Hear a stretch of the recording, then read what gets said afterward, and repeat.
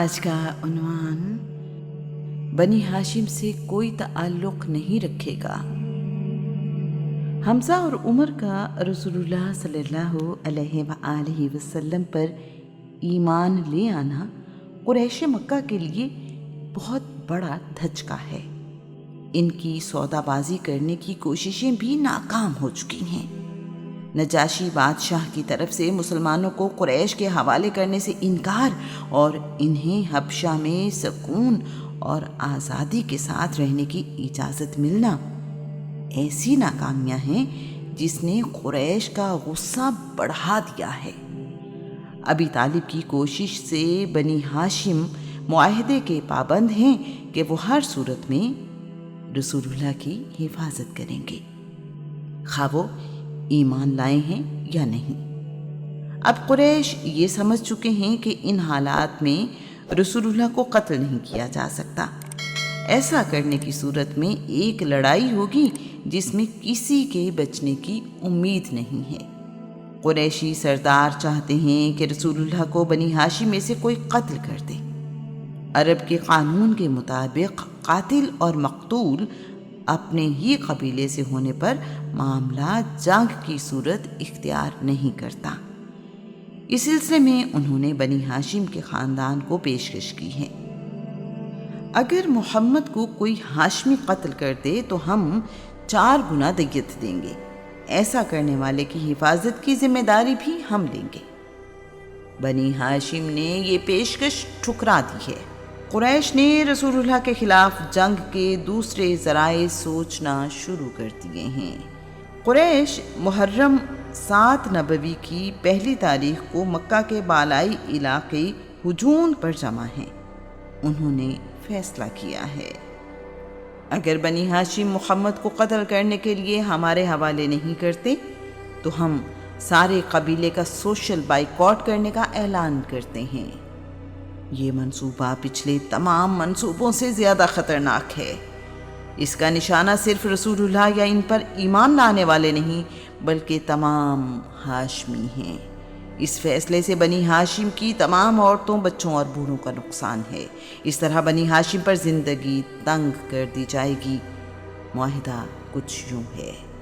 Number 1، مکہ کے رہنے والے کسی فرد کو یہ اجازت نہیں کہ وہ کسی ہاشمی بچے، جوان، بوڑھے، عورت یا مرد سے گفتگو کرے۔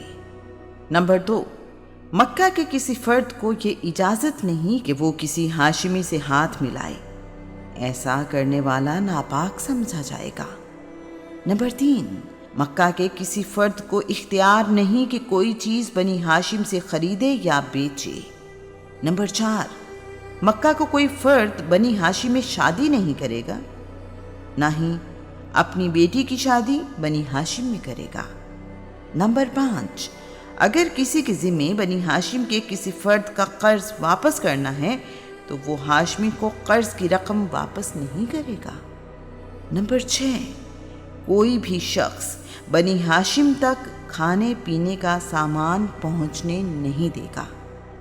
نمبر 7، بنی ہاشم سے کسی شرط پر بھی صلح نہیں کی جائے گی۔ یہ ساری شرطیں اس وقت تک نافذ رہیں گی جب تک نمبر 1، محمد اپنا دین نہ چھوڑ دے۔ نمبر 2، بنی ہاشم محمد کی حمایت نہ چھوڑ دیں۔ نمبر 3، بنی ہاشم محمد کو ہمارے یعنی قریش کے حوالے نہ کر دیں کہ ہم اس سے جو چاہیں سلوک کریں۔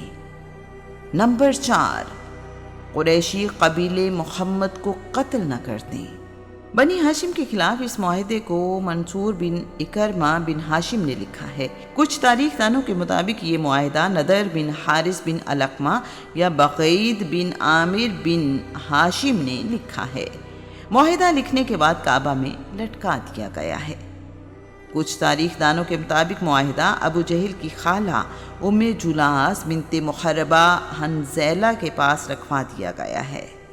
مکہ کے رہنے والے کچھ لوگ اس معاہدے کے خلاف ہیں لیکن ان کی بات کسی نے نہیں سنی۔ اس معاہدے کا علم بنی ہاشم کو ہوا تو وہ بھی ابی طالب کے ساتھ کیے گئے اپنے عہد پر قائم اور رسول اللہ کا ساتھ دینے کے لیے تیار ہیں۔ بنی ہاشم نے عہد کیا ہے، جب تک ہم میں سے ایک فرد بھی زندہ ہے ہم محمد کو قریش کے حوالے نہیں کریں گے۔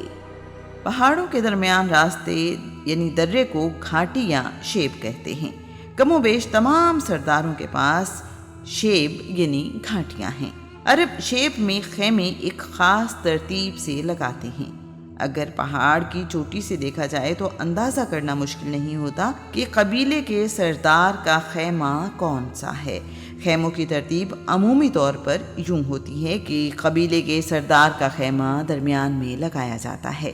سردار کے خیمے کے ارد گرد اس کے بیٹوں، بھتیجوں اور قریبی رشتہ داروں کے خیمے ہوتے ہیں۔ دور کے رشتہ دار اپنے خیمے باہر کی طرف لگاتے ہیں۔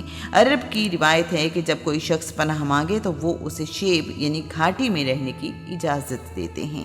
پناہ لینے والا عام گھروں میں نہیں رہتا بلکہ شہر سے باہر شیب میں رہتا ہے۔ مکہ کے آس پاس پہاڑوں کے سلسلے کا نام ابو قبیس ہے۔ ان پہاڑوں میں بہت سی گھاٹیاں ہیں۔ ایک گھاٹی ابی طالب کی ملکیت ہے جو انہیں اپنے والد عبد المطلب سے وراثت میں ملی ہے۔ اسے شیب ابی طالب کہا جاتا ہے۔ اس گھاٹی کو شیب بنی ہاشم اور شیب ابن یوسف بھی کہتے ہیں۔ شیب ابی طالب کعبہ سے 1 کلومیٹر دور شمال مشرق میں واقع ہے۔ آج کل اس گھاٹی کو شیب علی اور اس پہ واقع بازار کو سوق اللیل کہا جاتا ہے۔ قریش کے بائیک آؤٹ کرنے پر بنی ہاشم کے تمام لوگ شیب ابی طالب میں آ گئے ہیں۔ قریش کے بائیکاٹ کا معاہدہ بنی ہاشم کو کوئی مہلت دیے بغیر نافذ کر دیا گیا ہے۔ اندھیرا گہرا ہونے پر ابی طالب رسول اللہ کے پاس آتے ہیں، انہیں ان کے بستر سے اٹھا کر کسی دوسرے بستر پر لٹا دیتے ہیں۔ رسول اللہ کے پہلے بستر پر کبھی اپنا بیٹا، کبھی بھائی اور کبھی بھتیجا سلا دیتے ہیں۔ شیب ابی طالب میں موجود بچوں کے کھانے کے لیے کچھ بھی نہیں ہوتا۔ وہ بھوک سے بھی لگتے ہیں، جن کی آواز سن کر قریش کے کچھ لوگ خوش ہوتے ہیں اور کچھ تکلیف محسوس کرتے ہیں۔